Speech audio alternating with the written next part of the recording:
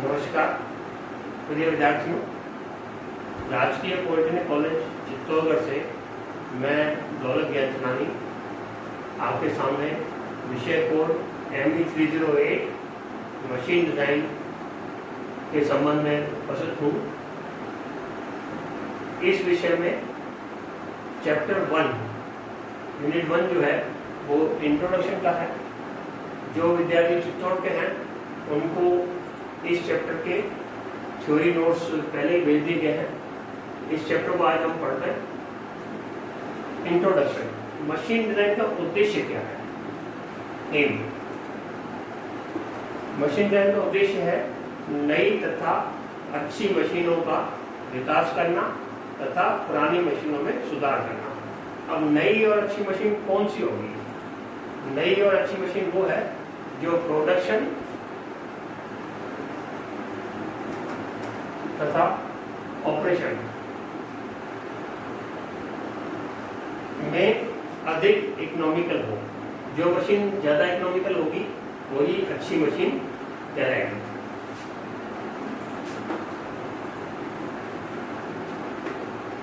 Unit 1 में सब unit 1.1 ये है जनरल कंसीडरेशन इन मशीन डिजाइन।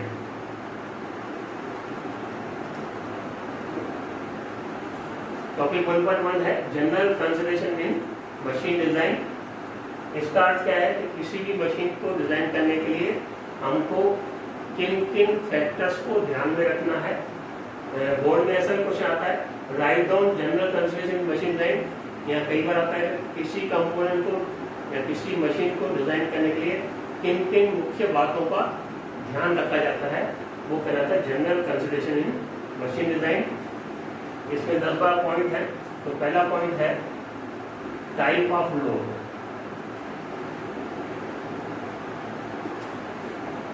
इसको समझते हैं। मशीन जो है डिफरेंट कंपोनेंट्स से मिलकर बनती है और उनके द्वारा मोशन ट्रांसमिट होता है। तो गति ट्रांसमिट के दौरान हर एक कंपोनेंट पर अलग अलग टाइप के बल कार्य करते हैं। ये बल कौन कौन से हो सकते हैं? ये हो सकते हैं स्टैटिक लोड, यहाँ होता है लाइव लोड और तीसरा है शॉक लोड। इसको समझते हैं। स्टैटिक लोड क्या है? जिसका मैग्नीट्यूड और डायरेक्शन दोनों चेंज नहीं होते। हिंदी में परिमाण और दिशा, no change in magnitude and direction. अर्थात जिस लोड का न तो परिमाण चेंज हो न दिशा चेंज हो वो स्टैटिक लोड कहलाता है। लाइव लोड में मैग्नीट्यूड भी चेंज हो सकता है या डायरेक्शन चेंज हो सकती है या दोनों चेंज हो सकते हैं। मैग्नीट्यूड चेंज हो तो भी लाइव लोड है, डायरेक्शन चेंज हो तो भी लाइव लोड है और दोनों चेंज हो तो भी लाइव लोड है। तीसरा है शॉक लोड। ये शॉक लोड क्या है? इम्पैक्ट के साथ लगता है। इम्पैक्ट के साथ लगने वाले लोड जो है शॉक लोड कहलाते हैं। इसको और समझते हैं। मान लीजिए कोई पार्ट है वो दूसरे पार्ट से टकराता है ड्यूरिंग मोशन, तो हो गया शॉक लोड।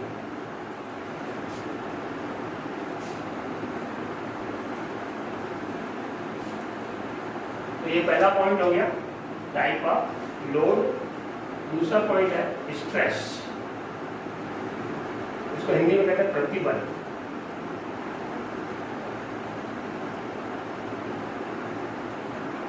आपके थर्ड ईयर में आ गए तो प्रतिबल या स्ट्रेस आपने सेकेंड ईयर में subject code ME201 strength of material इस तरह पढ़ा है। स्ट्रेस किसको कहते हैं?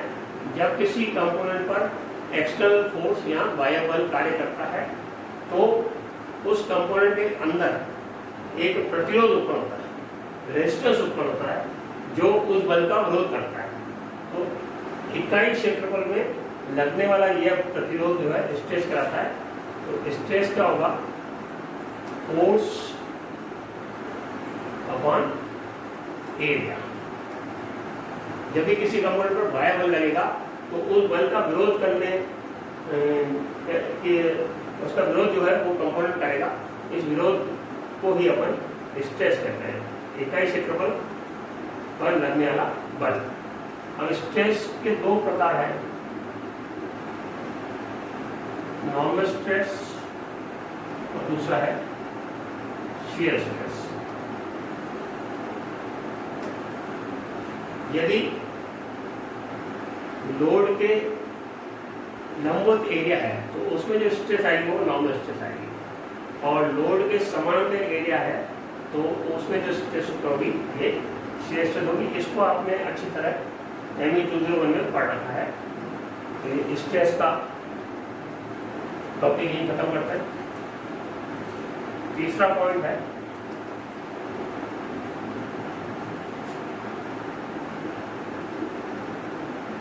Kinematics of machines. प्रत्येक मशीन में कई लिंक होंगे, लिंक या एलिमेंट, हिंदी में कहते हैं कड़ी। आपने थ्योरी ऑफ मशीन पढ़ा होगा लिंक, तो मशीन के अंदर विभिन्न तरह के लिंक होते हैं। मशीन डिजाइन करते समय हमको सिंपलेस्ट एलिमेंट बनाना है, simplest arrangement to achieve required motion. Required गति प्राप्त करने के लिए हमको लिंक का सिंपलेस्ट अरेंजमेंट करना है, इसको कहते हैं काइनेमेटिक्स। तो मशीन की काइनेमेटिक्स सिंपलेस्ट होनी चाहिए, ये पॉइंट हमको ध्यान रखना है। नंबर चौथा पॉइंट,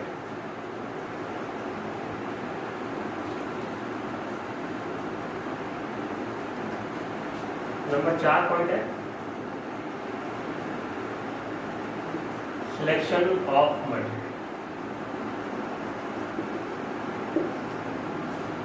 मशीन के अलग अलग कंपोनेंट किस किस पदार्थ के बनेंगे, या मशीन का कोई एक कंपोनेंट वो किस पदार्थ का होगा, ये डिसाइड करता है डिजाइनर।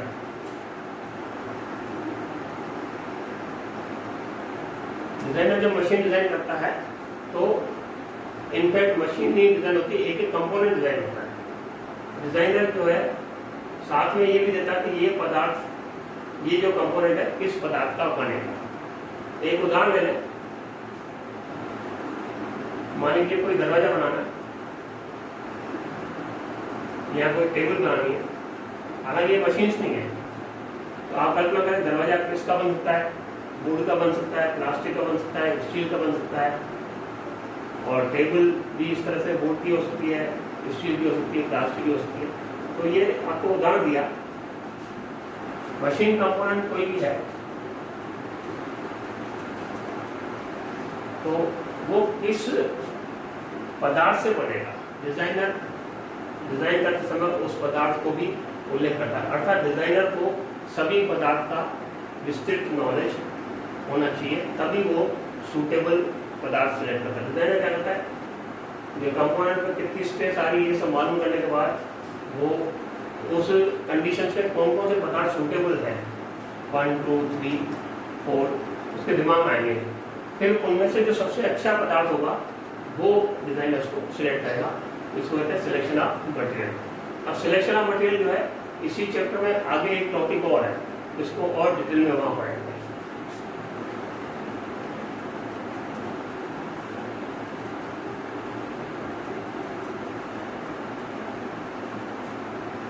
नंबर 5 है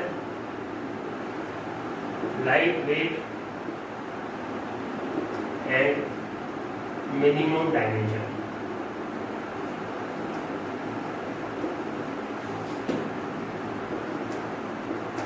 जो भी मशीन कंपोनेंट हम डिजाइन कर रहे हैं उसका वेट कम से कम होना चाहिए और साइज मिनिमम जो पॉसिबल है वो अपन रखते हैं। वेट कम होगा तो कॉस्ट कम आएगी, ऐसे डायमेंशन कम होंगे तो वो कॉम्पैक्ट बनेगा। ये जो पॉइंट है वो भी डिजाइन को ध्यान रखना होगा कि मशीन का कंपोनेंट जो है वो उसके डायमेंशन मिनिमम होने चाहिए।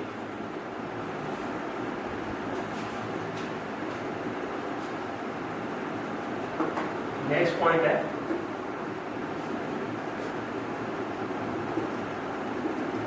Fatigue failure. ये बहुत ही इंपॉर्टेंट पॉइंट है फटीग फेलियर। इसके लिए अपन फटीग को समझेंगे कि फटीग क्या है। मशीन के तो कुछ ऐसे कंपोनेंट होते हैं जो इलास्टिक लिमिट के अंदर स्ट्रेस उसके अंदर उत्पन्न हो रही है तो भी टूट जाता है। आप जानते हैं इलास्टिक लिमिट में तो कंपोनेंट में स्थायी विकृति या परमानेंट डिफॉर्मेशन भी नहीं आता है, लेकिन देखा गया है कि मशीन में कुछ ऐसे कंपोनेंट है जो बहुत कम स्ट्रेस इलास्टिक लिमिट में बहुत कम स्ट्रेस होने पर भी टूट जाता है। ये कंपोनेंट कौन सा हो सकता है? शाफ्ट हो सकता है, कनेक्टिंग रॉड हो सकती है, बोल्ट्स हो सकते हैं। कुछ कंपोनेंट ऐसे हैं जो फटीग में फेल होते हैं। अब फटीग क्या है? यदि किसी कंपोनेंट पर रिपीटेड रिवर्सिबल साइक्लिक स्ट्रेस काम करती है, रिपीटेड रिवर्स्ड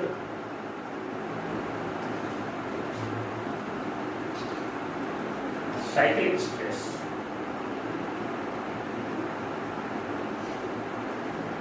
काम करेगी तो फटीग स्ट्रेस डेवलप होगा, फटीग फेलियर होगा। इसको और अच्छी तरह आपको समझाते हैं।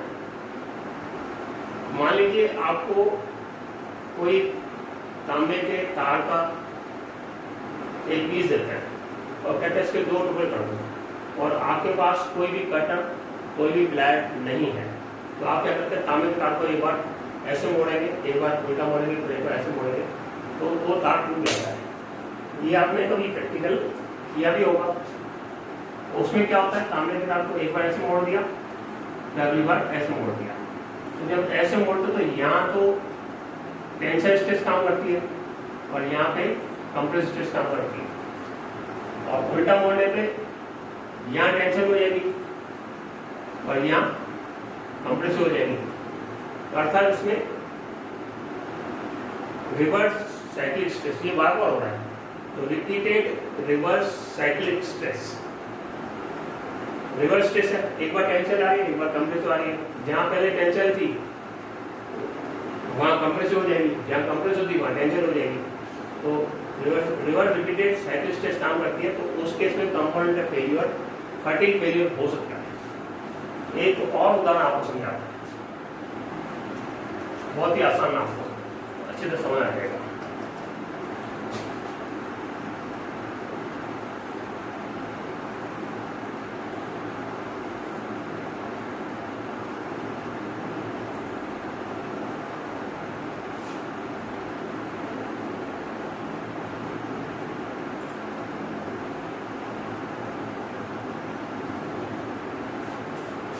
ये मैंने एक डायग्राम बनाया है। ये डायग्राम आप समझ लो, ये क्या है? साइकिल के जो पेडल है, साइकिल आपने चलाई होगी, उसके पेडल्स हैं।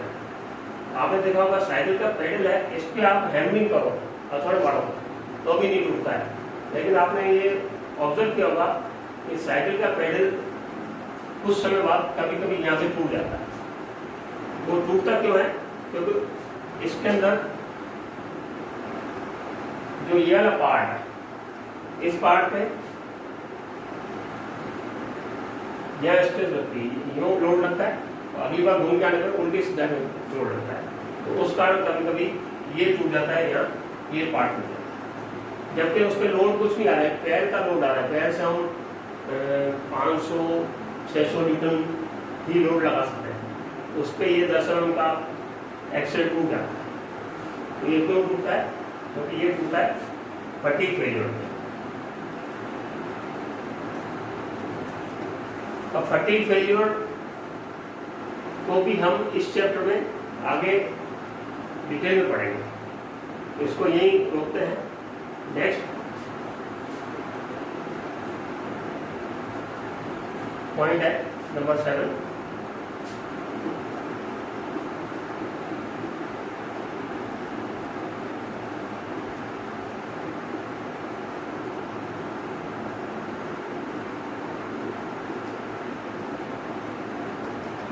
Frictional resistance and lubrication. Machine के अंदर डिफरेंट कंपोनेंट होंगे, कंपोनेंट के भीतर कंपोनेंट एक दूसरे से सापेक्ष गति करते हैं या रिलेटिव मोशन होगा। जब रिलेटिव मोशन होगा तो फ्रिक्शन डेवलप होगा। जब दो कंपोनेंट के बीच में सापेक्ष गति होगी, रिलेटिव मोशन होगी, तो फ्रिक्शन डेवलप होगा। और फ्रिक्शन कम से कम होना चाहिए। यदि फ्रिक्शन ज्यादा होगा तो कंपोनेंट का घिसाव ज्यादा हो जाएगा। तो फ्रिक्शन कम हो उसके लिए हमको ल्यूब्रिकेशन करना होगा। जहाँ जहाँ सापेक्ष गति होगी वहाँ ल्यूब्रिकेंट का उपयोग करना होगा। तो फ्रिक्शनल रेजिस्टेंस कितना उत्पन्न हो रहा है और कौन सा ल्यूब्रिकेंट वहाँ सूटेबल होगा, तो डिजाइनर को फ्रिक्शनल रेजिस्टेंस और ल्यूब्रिकेशन के बारे में भी पूरे अपने डिजाइन के अंदर डिटेल देनी पड़ेगी। ये फ्रिक्शन उत्पन्न हो रहा है और हमको ये वाला ल्यूब्रिकेंट उसमें काम लेना है। ल्यूब्रिकेंट कैसे होता है? ऑयल हो सकता है, ग्रीस हो सकता है, ग्रेफाइट हो सकता है, जो भी ल्यूब्रिकेंट डिजाइनर तय करे। तो ये पॉइंट है डिजाइन करना, फ्रिक्शनल रेजिस्टेंस एंड ल्यूब्रिकेशन। तो इस तरह से आज हमने 7 पॉइंट कवर किए हैं जनरल कंस्ट्रक्शन मशीन डिजाइन। इसके बाकी पॉइंट हम नेक्स्ट पीरियड में करेंगे। तब तक आप जो है जो आपको नोट्स दे रखे हैं उनको एक दो बार वापस पढ़ लें और फिर नेक्स्ट पीरियड में हम इसके जो बाकी 4 पॉइंट है, 4-5 पॉइंट है, उसको हम डिस्कस करेंगे। Thank you.